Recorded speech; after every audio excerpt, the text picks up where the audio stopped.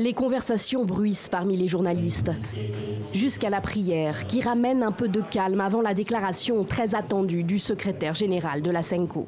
De l'analyse des éléments observés par cette mission, nous constatons que les résultats de l'élection présidentielle, tels que publiés par la CENI, ne correspondent pas aux données collectées par notre mission. L'abbé Nchollé ne donnera pas le nom du candidat que la SENCO estime vainqueur et précise fermement que la conférence épiscopale qu'il dirige ne conteste pas les résultats.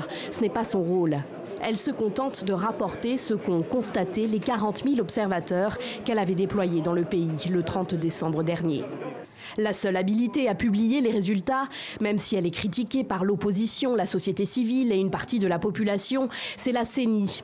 Après une longue nuit d'attente, vers 3 heures ce jeudi matin, son président a pris la parole, égrené d'abord quelques résultats des élections provinciales avant de lâcher le nom du président élu, selon un décompte provisoire.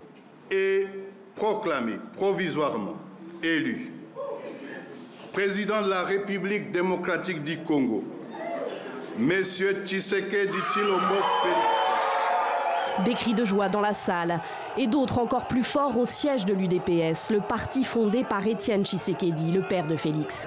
Après des années dans l'opposition, l'UDPS accède enfin à la magistrature suprême.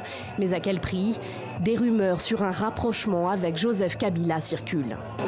Je rends hommage au président Joseph Kabila. Nous ne devons plus le considérer comme un adversaire, mais plutôt comme un partenaire de l'alternance démocratique dans notre pays.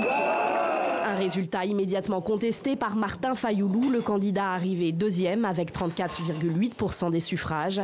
Lui dénonce un putsch électoral. Le mot d'ordre est très simple, c'est la vérité des urnes. La vérité des urnes, il faut que les Congolais protègent leur victoire. M. Tshisekedi, là, n'est qu'un faire-valoir.